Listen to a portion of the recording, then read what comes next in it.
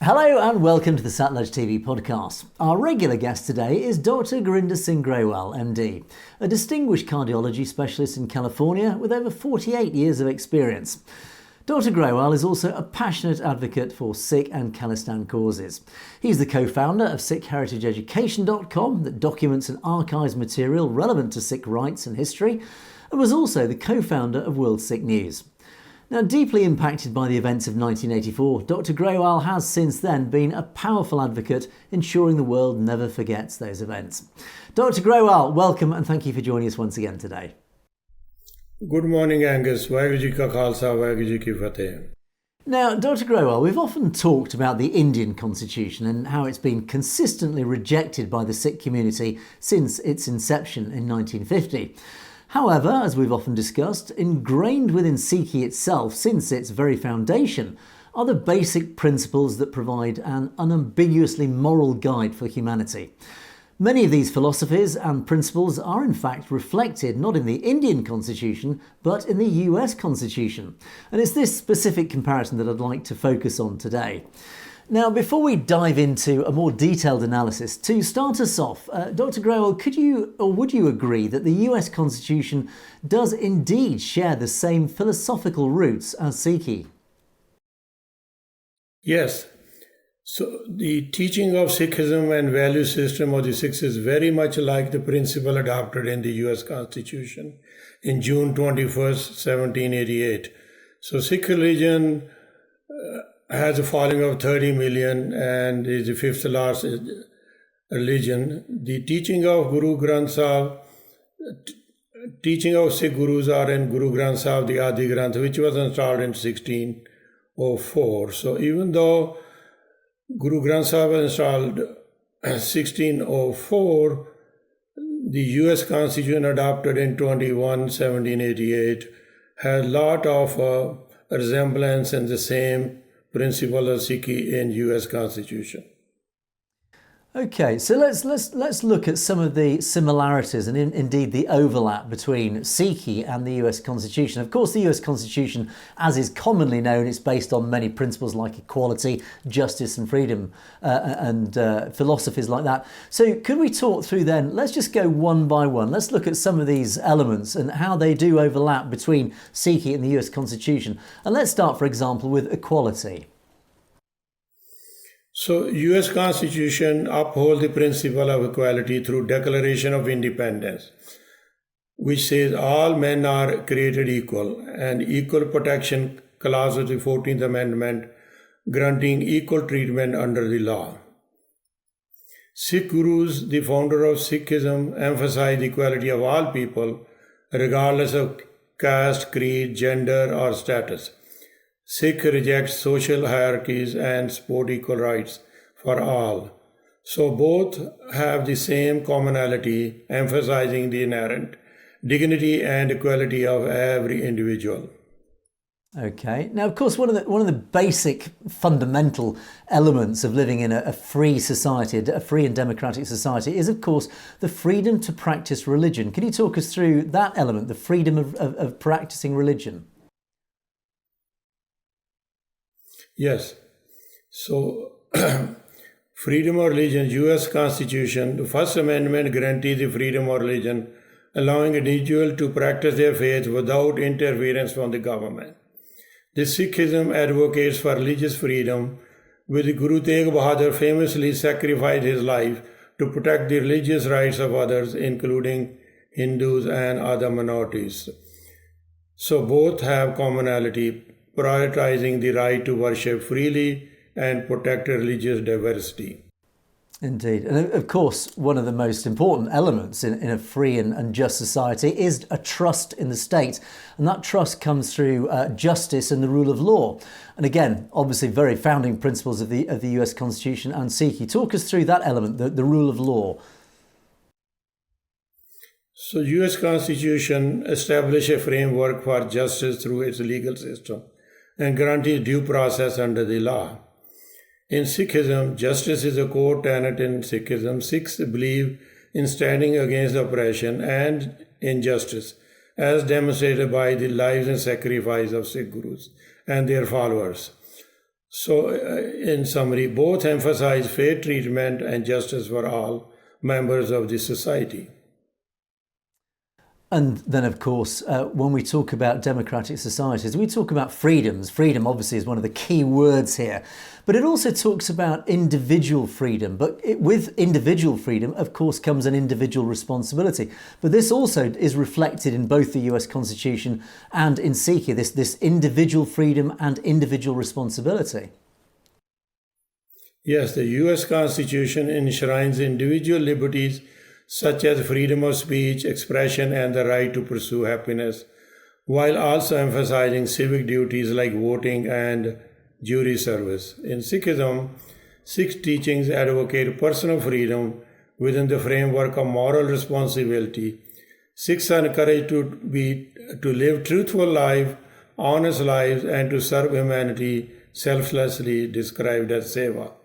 Both values the balance between personal freedom and social responsibility. And one of the areas that we often talk about, certainly on our Perspectives show, is the governance of a democracy, and essentially that structure of a democracy and how it governs its people. And again, this does contrast with, I guess, the Indian constitution to some degree. But what we do often refer to is the Sikh Empire back in the 19th century, which was governed in an almost unique method of democracy. But it does actually reflect to some degree in the way that democracy is operated in the United States and, of course, across the West. So can you talk us through how democratic governance does overlap between the US Constitution and the principles of Sikhi? So US Constitution establishes a democratic government where power resides with the people and leaders are accountable to the public. In Sikhism, there's a tradition of collective decision making, or Sarvat Khalsa, is a democratic in nature. Sikh congregations called Sangat collectively make decisions based on mutual consent. So Sarvat Khalsa was not a collection of millions of people. It was almost like a electoral college. The leaders of those missiles, different groups, got together and made unanimous decision together. They left their weapons outside when they had the meeting, so there's no fighting. Once they agreed, then they went to the leader at the Kal Takht. It was announced as a Hukamnama, so it's basically saying, look, now we all agreed it's the will of the God, and everybody followed that. So both emphasize particularly governance and accountability. Yeah. And then one of the most fundamental, I guess probably one of the most obvious certainly one of the areas, the philosophies that is embedded in a modern democracy, and in fact democracy however old, is of course the protection of one's human rights. And this is something that arguably differentiates, certainly these days, as we've often argued, between India and the West at the moment, is the observance and this reflection of human rights. So again, talk us through how Sikhi and the US Constitution are both aligned in this protection of human rights. So protection of human rights in US Constitution, the Bill of Rights protect fundamental human rights such as the right to life, liberty and property. In Sikhism, the Sikh Gurus champion the protection of human rights, including the rights of women, marginalized communities, and the oppressed. So in summary, both uphold the sanctity of basic human rights, which is very similar principle in both the Sikh teaching and the US Constitution. And one of the first words I learnt, certainly related to Sikhi, was this seva, selfless service, as it's known. This sort of very noble philosophy of obviously serving humanity. Every individual has this responsibility. But of course, this is also reflected in the US Constitution. Again, they do reflect this same selfless service, do they not? So the US Constitution, while not explicitly religious, the Constitution's preamble mentions promoting the general welfare, aligning with the values of service to the community. In Sikhism, selfless service or seva is a cornerstone of Sikhism, encouraging Sikhs to help others regardless of race, religion, or status. There are many, many examples of that we can spend a whole day talking about that. So in summary, both systems value contributing to the well-being of the society, and the interest of the society is kept above the rights of the individual. When I say the interest of the individual. Yeah. Can we, okay, so we've looked at certainly half a dozen, maybe 7 particular elements. Let's just go back to the historical context of all this. So when we look at the US Declaration of Independence and the adoption of the US Constitution, could you talk us the parallels between how Sikhi developed from its very foundations, and in comparison and in reflection to how the US Constitution was thus established after independence? Because they do reflect very common similarities. So US Constitution has rights of the federal government and the rights of the states, and the states are in most of the subjects have autonomy, except for defense and other things, the U.S. government. Whatever is not the rights given to the U.S. government in the Constitution are the rights given to the states. So this is very much similar to what Sikhs was saying in Anandapur resolution, that the states should have certain rights and the federal government or the central government should have only like defense, international trade, etc. But this was not only well respected or anything done to grant those rights of the states. The Sikhs were not asking this only for the Punjab, they were asking for all the states, but they got punishment. In bringing this up for discussion and fighting for this, there were 2 Sikh genocides in June 84, then in end of September, October 1984, Operation Blue Star and Operation Shanti. These were the end result of asking more rights for the states, which is already guaranteed in US Constitution. One of the areas that actually I find most fascinating about the US Constitution, and there are, of course, most of the rights that we've talked about so far are ones that are almost taken for granted in any democracy, wherever it may be. But one of the more controversial ones, of course, is the right to bear arms. Now, this is a right that here in the UK we don't have, and we did indeed have that right many, many years ago, a few centuries ago, we had that right. And depending on your conspiracy theory of choice, that it has been argued and criticised that it was removed. That right was removed because of an establishment that feared the people and any uprising of the people. However, in the United States, of course, they do retain this right to bear arms. And the argument, the simple principle is that being able to bear arms means that you can always hold your government accountable. You have that ability, essentially, to take on the government should you feel as a people that they are running out of control or running out of accountability. But of course, this right to bear arms is very historic, and particularly for the Sikh community, the right to bear arms, the Sikh community does, of course, have a very rich cultural history around arms, militia, military capability, the simple martial arts. So, of course, that does, again, reflect what is in the US Constitution. So when we look at this particular right, can you talk us through what I think is the most fascinating right of both the US Constitution and ingrained in Sikhi, this right to bear arms? So US Constitution Amendment 2 was passed on December 15, 1791. This amendment is often interpreted to affirm an individual's right to own and carry weapons. There has been ongoing legal and political debate regarding this extent, but in US, right to bear arms is a right of everybody and is protected by Constitution and respected by the courts whenever this has been brought to the courts. So there are several organizations like Rifle Association, etc., who has been very strong proponent of that, and we have the right to bear arms. Being a US citizen living here, I have the right to bear arms, and the government guarantees that as long as I don't have a criminal record. So this is very much similar to the right to bear arms in Sikhism. In 16 99, Guru Gobind Singh created the Khalsa Panth. So there are 5 Ks. People think it's symbolic, but there's a meaning for every one of them. 1 K is for Kirpan. Kirpan is a sword.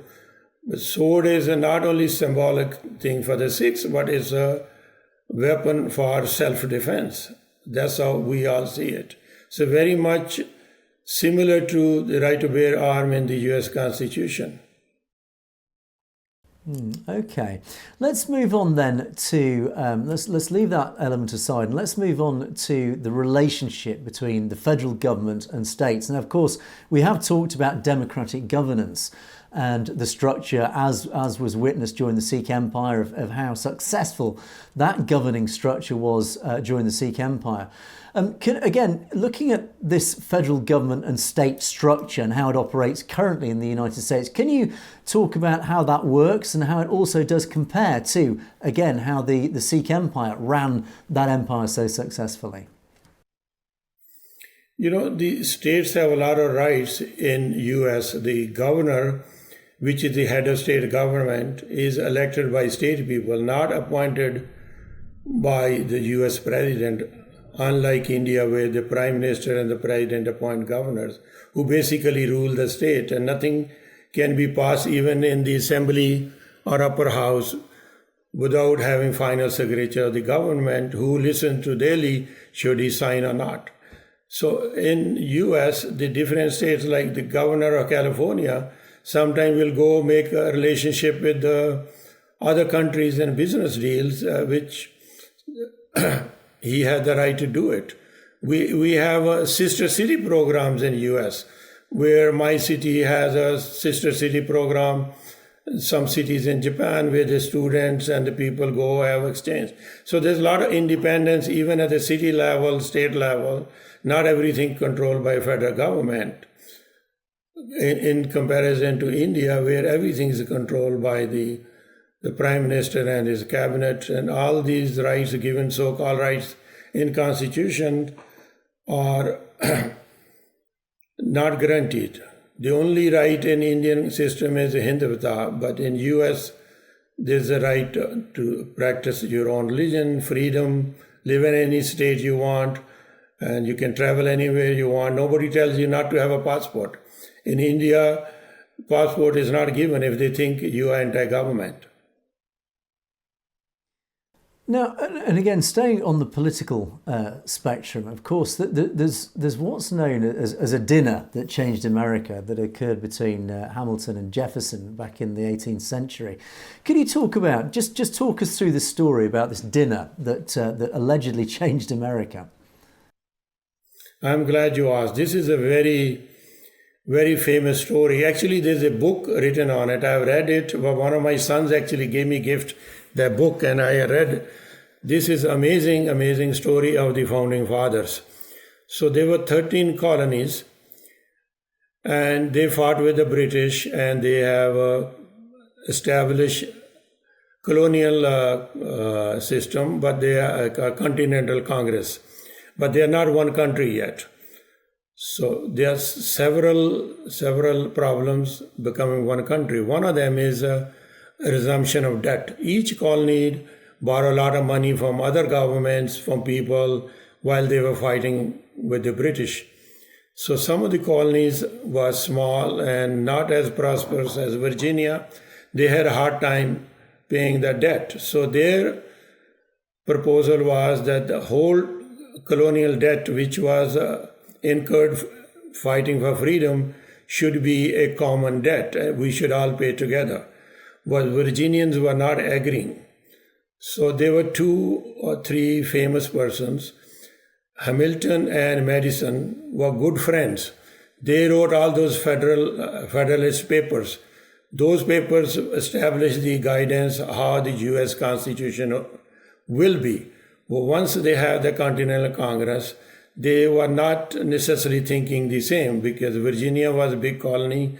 They wanted to have their say. So they were not in favor of having a debt resumption. For the small colonies, it was a make or break point. So this was a big issue which could not be resolved. So Mr. Hamilton, who at that time was not as friendly with Jefferson either, he went to Jefferson. He said, I need your help. He said, okay, tell me what is going on. He said, without your help, this cannot be established. And if we can't establish one country. So Jefferson said, okay, I will take care of it. So he set a dinner date for Jefferson, Madison, and Hamilton. He told his servant to make the best dinner he has ever made, put fancy wines, Jefferson liked the French wines, and he told the servant to leave. So just three of them had a dinner, and finally they agreed that Hamilton has a point. To have one country, this must be passed. But the Madison says, I have taken this stand and it will be very difficult for me to back out.